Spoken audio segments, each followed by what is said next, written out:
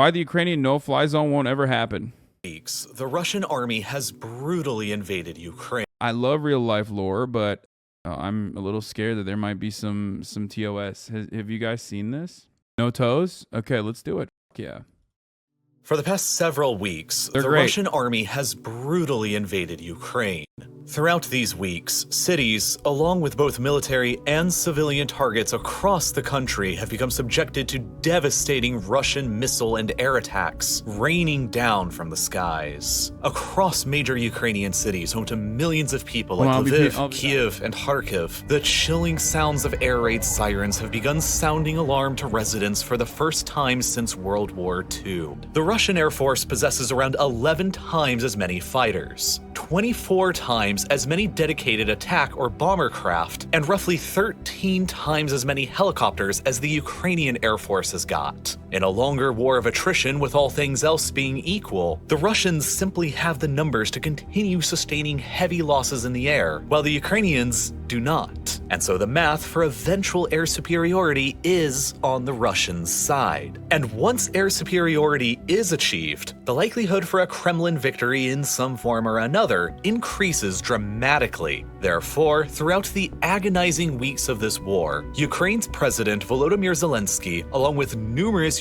Sorry, last thing I gotta say is the opposite of appeasement is awarment. Awarment. And appeasement, or the counter to appeasement, could have only happened under a non-nuclear proliferated state. So if you're not gonna advocate for awarment, then shut the fuck up about appeasement. Ukrainian civilians and diplomats have pleaded with the West, America, and NATO to assist the country by ordering a total closure of the skies above to Russian warplanes, a no-fly zone. If people understood what it means World War III. Because if an American pilot shoots down a Russian pilot, that's a Bro, they did such a good job going against their fucking no-fly zone propaganda for years and years and years because they were using it against like fucking Libya and shit. It's so funny seeing like, you know, Marcus Aurelius Rubius over here fucking talking about how like devastating a no-fly zone would be. You know what I mean? Oh, what's up, dude? That's crazy. I'm just surprised. What happened? Oh, all of a sudden, you know, you can't do a no-fly zone against a fucking nuclear power. Oh man. Wild. So why does nobody yell at these motherfuckers for appeasement versus awarment? They're doing appeasement. They're conceding to Russia. They're literally, not only are they conceding to Russia, but they're literally telling Russia exactly what their flight movements are. They are limiting the level of intelligence that they're allowing Ukrainians to have on their side. So what's up?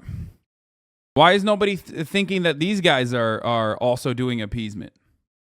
I'm working on my social media platform, probably on the biggest, which temporarily allows the praise of the Azov Battalion. What do you think about it? I'm working for a social media platform, which temporarily allows the praise. Yeah, I think that's fucking stupid. I think, fuck the Azov Battalion. I think every fucking news outlet that even offers any kind of coverage of the Azov Battalion beyond being like, beyond them being Nazi, are doing a disservice to Ukrainians. I think it's fucking whack as shit. I think it's totally unacceptable. They're literally doing fucking propaganda for the Nazis.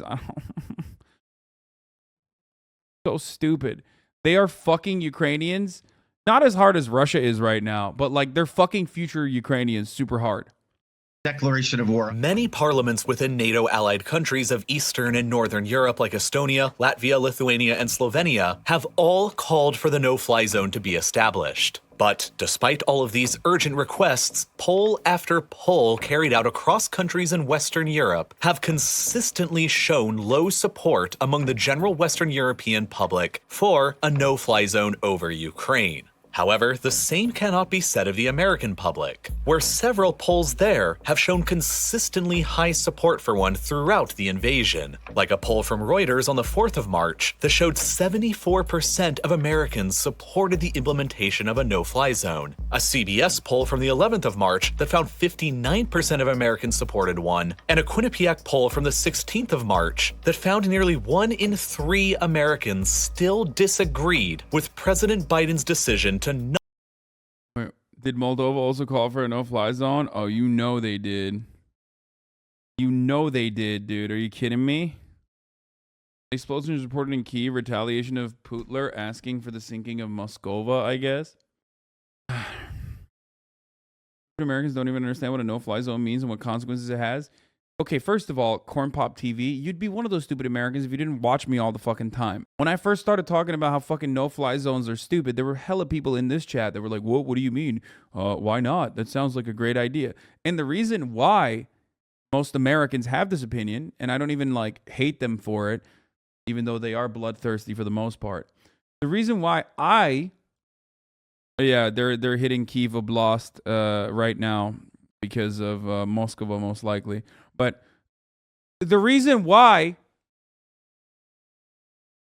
most Americans have this is because most Americans have this opinion is because they've been lied to over and over again. They've been propagandized like nonstop about no-fly zones and its efficacy. Like they make it's a propaganda term, no-fly zone. That's why they think it's different than Article 5, NATO. That's why they think it's different than fucking... Same with NATO, actually. Why do most Americans talk about, letting Ukraine join NATO? That's not different than a no-fly zone. It's not. It's the same shit. It's different than sending out your Air Force and fighting. What is different? No, it's not. What's different than invoking Article 5 for Ukraine, even though it's not a part of NATO? What's different than sending troops into Ukraine? It's not. No-fly zone is exactly the same. No-fly zone is exactly the same concept. It's just a different way to say the same shit, which is go to war with Russia. Go to conventional war with Russia. But the reason why people have such different opinions on this, when you ask them like what a no-fly zone entails, then the fucking support for it drops entirely. And it's still like way, way lower than, again, going into heated conventional war with Russia. The reason why there's such differences in opinion is propaganda. That's the difference. Not impose one. But despite all of this public pressure within, and the mounting pressure coming in from NATO allies, and the Ukrainian government and civilians, President Biden and NATO have thus far continuously resisted... A lot of chat is saying they don't know what it is, strangely enough. A no-fly zone is when the United States and all of the NATO forces, like they did in Libya, decide no enemy fucking flights can occur over a certain area, over a certain territory, like they did in Libya. What that means is you have to send your boats, you have to send your drones, you have to send your Air Force into that region and drop Russian planes, okay? That means conventional war. That means American flights, American, Air Force attacking, dogfighting, whatever, destroying Russian aircraft. It's the exact same as American boots on the ground military fighting against Russian military and like shooting each other. Did these pleas and steadfastly refused to implement the no-fly zone over Ukraine. And they are unfortunately correct to continue doing so. Exactly. And these are all of the many reasons why. Despite the apparent fact that many Americans are in favor of the no-fly zone, I'd also wager that most of those Americans don't really understand what a no-fly zone actually means. It means setting up a zone, in this case the entirety of the airspace above Ukraine, and then demanding that no flights from anyone take place through that zone. The biggest danger with declaring a no-fly zone like that... Well, I should have just played the video. But instead, I'm going to serve you the ad at the top of the hour. But there is a no ad zone. This is what happens after the declaration, because the declaring power must be willing to enforce it. If Russian jets decide to ignore the demand and continue their operations, then it means that NATO and American jets must fly in and engage them, potentially resulting in aerial battles between American and Russian pilots, with the high chance for casualties taking place on either side. In the past 30 years, America and its allies have declared 4 of these no-fly zones with various results. A northern and southern no-fly zone in Iraq leading up to the Gulf War, and All Trans, thank you for the 10 give the subs. Jaded Jago, thank you for the 4 give the subs. the 2003 US invasion, a no-fly zone over Bosnia in the mid-1990s, and another over Libya in 2011. In each of these cases, the United States utilized its vastly superior air force and conventional military capabilities to enforce its will in the skies against opponents who could offer up little resistance. Saddam's Iraq, the Republika Srpska proto-state in Bosnia, and the Serbian government, and Gaddafi's Libya. In the most recent no-fly zone that was declared over Libya back in 2011, American and NATO warplanes managed to completely 100%. alter the course of the entire Libyan civil war that was going on against Gaddafi by denying his forces any access to the skies.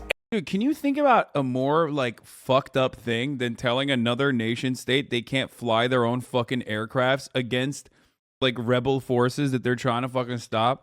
How crazy is that? Like China comes in. Imagine a world in which like, you know, January 6th was actually not police officers like allowing these psychos to come in and break into like the halls of Congress. And instead, like, they were just like murdering politicians and shit.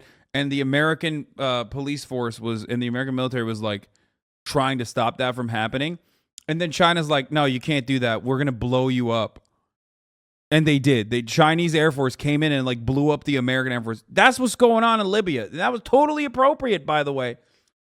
The Serbs were killing and raping Muslims. Yeah, I know, bitch. I know. Shut the fuck up. I know. Why are they in Libya? Are the Serbs killing and raping Muslims in Libya? Is that what you're talking about right now? Because that's not what I'm talking about. Why did you bring that up here? And even then, there were a million different fucking diplomatic options that could have been exercised that we failed to do so, and then went for the fucking final option there. And bombing his strategic positions on the ground. I hate this. So a no-fly zone in Serbia was unjustified as well. I mean, there were fucking unjustifiable bombing campaigns in the process of that. There were. Like, it's true. As much as I, yearn for a Titoist Yugoslavia, it's so fucking annoying that people constantly, throw this out as like, yo, there's no other way. They had to kill, like, fucking... people broadcasting on the television station. Like, it had to be done. They had to drop, like, a metric ton of fucking bombs. You are giving into the Balkan posting? I know. Jesus Christ. You're messing Balkan people's business, back off. And NATO didn't lose a single plane throughout that entire operation because they were overwhelmingly more powerful. But a no-fly zone over Ukraine would be inherently different from all of these because Russia possesses far, far more capabilities to and nukes, motherfucker. It's not Libya. They got retaliate nukes. Than any other target of an American no-fly zone has before. Despite Russia's military setbacks in Ukraine, the Russian armed forces are generally still considered to be the second most powerful in the world behind the United States, with the second highest number of ballistic missile submarines in service, and one of only 3 militaries worldwide that operate strategic bombers. But the greatest military asset that Russia possesses that none of those other regimes in the past did is a lot of nuclear weapons. In fact, Russia has at its disposal the single largest nuclear arsenal in the world, with approximately 6,000 total warheads. For the sake of comparison, the United States has only around 4,000 warheads, and of all the nuclear weapons in the world combined, Russia owns nearly half of them.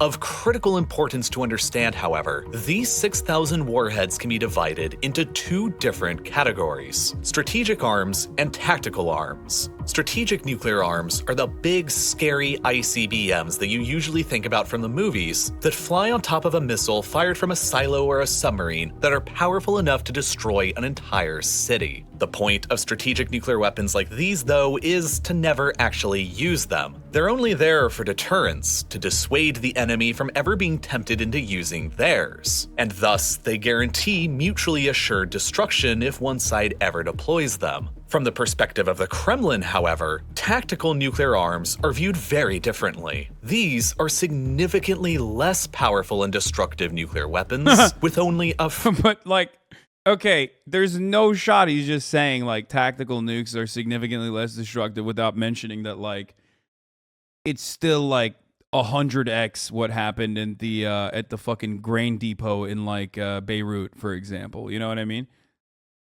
Like, baby nukes are still, they're not bitch made, okay? They're fraction of the power of the bomb that was dropped on Hiroshima, that can be fired from artillery, rocket launchers, or even planes onto a battlefield. They are explicitly designed to be used as a more restrained or limited option by an army to meet battlefield objectives, and critically, the Russian military defense doctrine currently approves of their use in the armed forces under certain conditions, like covering a major retreat operation. Out of Russia's total arsenal of 6,000 nuclear warheads, it's believed that around 2,000 of them are these kinds of smaller tactical nukes. And the centerpiece of this Russian strategy of battlefield nuclear deterrence is the Iskander-M, a mobile missile launcher that can fire either conventional or tactical nuclear warheads at a range of roughly 5. Damn, this guy's such a fucking, white American Bernie bro with these takes talking about like Russia's nuclear capabilities from a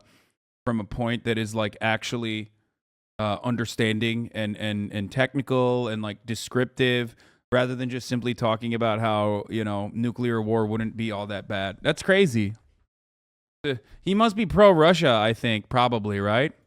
500 kilometers. And prior to the invasion of Ukraine, satellite images revealed these exact Iskander missile batteries deployed by Russia inside of Belarus with unknown payloads, but with the range to strike nearly every major target inside of Ukraine. This doomsday arsenal must be taken into consideration when deciding on a no-fly zone over Ukraine, because sending in NATO and American jets to shoot down Russian planes who violate the no-fly... He must not have the nuance that only a European would be able to have on nuclear holocaust. Zone would only really be the beginning of the operation. In order to keep their own planes safe, a no-fly zone would also likely entail NATO airstrikes on Russian air defense and support targets down on the ground, like airfields, surface-to-air missile or SAM batteries, and radar facilities. However, not all of these targets would be limited to the ground within Ukraine. Some of Russia's more advanced SAM batteries, like the S-400, have a range of 400 kilometers, meaning that they could cover wide swaths of Ukrainian airspace from behind the borders inside of Russia or Belarus. Neutralizing them would necessitate bombing targets on the ground inside of Russia or Belarus. The guy who said recently nuclear war wouldn't be too bad was Adam something. Which his supporters now claim I hate like Hungarians or something. I don't know what the fuck I'm saying. Like that's the new meta, is that like I despise Hungarians or some shit. Itself. And thus, it shouldn't really come as any surprise then that Putin has stated that any attempt by the United States or NATO to impose a no-fly zone over Ukraine would be effectively treated as the United States and NATO directly entering the conflict. Ordering a no-fly zone over Ukraine will therefore dramatically escalate the chances of a hot war between Russia and Belarus on one side and the United States and NATO on the other. And when you consider that NATO vastly overpowers Russia in nearly every single category of military capabilities except for nuclear, it's not inconceivable that if the Kremlin felt they were... This is Hungarian himself, so it actually checks out. No, I know. That's why they were saying like I hate Hungarians. That's why they were saying that. Which also doesn't make sense because, Orban is kind of a supporter of Putin. So like why, if I'm a supporter of Putin, why would I hate Hungarians?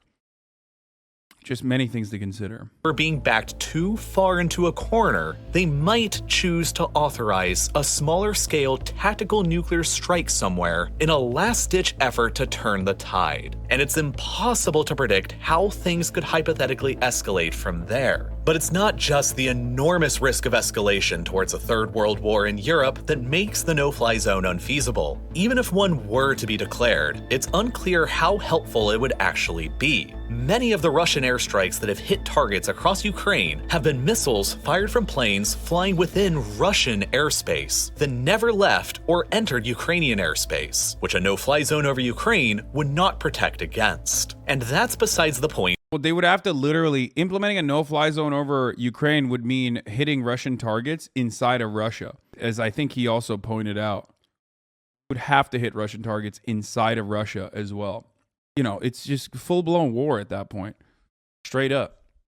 I think he mentioned that already, that the right? overwhelming, vast majority of the damage that the Russian military has been inflicting on Ukraine has come from ground-based artillery and missile attacks, which, again, a no-fly zone on its own would not be designed to prevent. Back in the 1990s, when NATO imposed a no-fly zone over Bosnia, it initially did very little to prevent Serb forces on the ground from carrying out highly destructive artillery strikes, and thus, a frustrated and pressured NATO gradually expanded the scope of their aerial operation towards bombing Serb targets on the ground. This exact situation could end up playing out in Ukraine as well against ground-based Russian artillery and missile systems, and thus NATO could find itself dangerously expanding. I mean, what the Serbians did were fucking completely, I mean, obviously, it was fucking insane and unacceptable.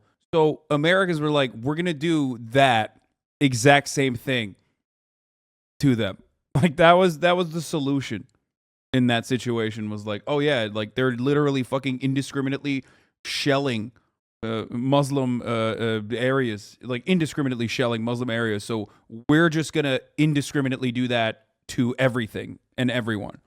Expanding the scope of the operation very quickly. And finally, unlike the Serbs or Saddam or Gaddafi, the Russians also possess a very capable and powerful navy with highly capable long-range strike abilities. Back in 2015, a flotilla of Russian warships operating within the Caspian Sea fired 26 cruise missiles towards Islamic State targets across Syria, more than 1,000 kilometers away. Hypothetically, these same ships operating within either the Caspian or the Black Sea could initiate cruise missile strikes into Ukraine from hundreds of kilometers outside of the boundaries of any hypothetical no-fly zone, which could lead to a situation where, once again, NATO may have to consider attacking Russian naval assets. Okay, bro, you guys are saying like Black Sea Fleet and shit, but like they took down Moskva, but listen, this is a whole different ballpark. I don't think Ukraine has missile capabilities that can strike from that distance.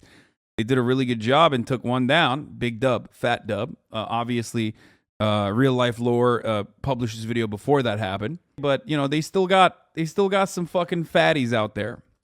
That's outside of the parameters of the no-fly zone in order to fully prevent attacks coming from the sky and dramatically risk escalating to the brink of nuclear war. So, with all of this being said, a no-fly zone over Ukraine would offer only limited help to Ukrainian forces on the ground, while dramatically increasing the risks of apocalyptic military confrontation between NATO and Russia. And so, that's generally why Biden and the majority of NATO have decided that it simply isn't worth the risk, and are unlikely to change their minds. But there are other potential methods that NATO can employ to help Ukraine defend their skies. Earlier in March, Poland, a NATO ally directly bordering Ukraine, offered to transfer 28 of their older Soviet-era MiG fighter jets to the United States and Germany, who would then hopefully transfer them over to the Ukrainian Air Force and replenish the Polish. We're not celebrating Ukrainian losses, but we're cheering for Russian losses. What? Yeah, I mean, dude, what the fuck? Yes, Russia is still the invading force. Why wouldn't I fucking cheer for that? That's so stupid. Yes. It is a fucking fat dub for the Ukrainian military to just like blow up a fucking. What do you think what do you think those ships are doing? They're literally facilitating in bloodshed. Yeah, no, I do think it's great. Awesome. I don't fucking jerk off to like Russian POWs getting fucking murdered by Ukrainians or anything. There's like hella fucking worse shit that people celebrate. I think that's unacceptable and wrong. But like if they blow up if they end up blowing up a ship, which got evacuated too, you know, I'm gonna fucking, I'm gonna celebrate that. The most pure military target with no chance of collateral, only retaliation.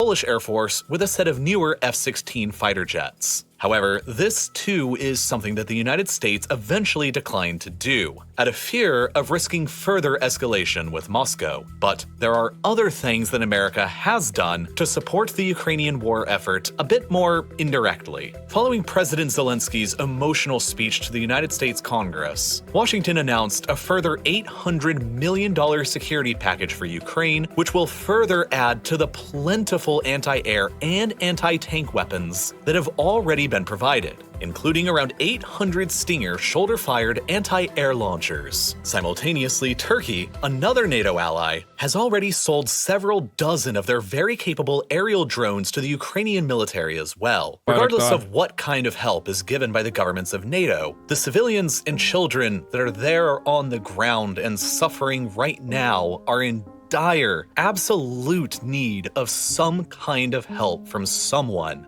It's estimated that there are at least 7.5 million Ukrainian children who are now in grave danger of physical harm, severe emotional trauma, and displacement. And while NATO will not be ordering a no-fly zone for all of the reasons that I just covered, there's a lot that everyday people like you and I can still do to help right now. This video has a fundraiser attached to it going towards Save the Children Ukraine, who have been in the area ever since 2014 when Russia first invaded Ukraine and annexed Crimea. They have the highest rating of 4 out of 4 stars on Charity Navigator, and they're there on the ground near the Ukrainian border right now, providing civilians and children with life-saving assistance as they flee the horrific violence happening all around them. I will be personally matching all of the donations made to this charity up to $10,000, including every cent of AdSense that homie already raised 41 grand.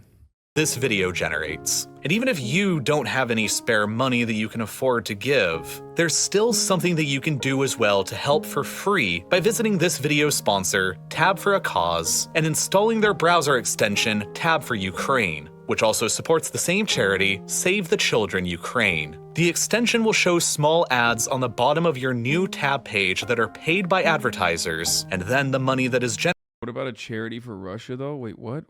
What? Charity for Russia. Generated from ads ads will go towards Save the Children Ukraine. Wait, what are you going to do? Are you going to donate to the Russian Central Bank, dude? Go buy some rubles, brother. Like... That simple, and to prove they're legit, their website is completely open source and they publish quarterly financial reports showing exactly where all of the money goes. So far, they've raised more than $1.3 million for worthy causes, and if you want to start helping, all you've got to do is download the extension and just continue using the internet like normal. Just click the button that's here on screen right now, or follow the link that's down below in the description to head straight there. And as always, thank you so much for watching. That was why the Ukraine no-fly zone won't ever happen. Another great video from Real Life Lore. Crushed it. Very good. Good stuff overall.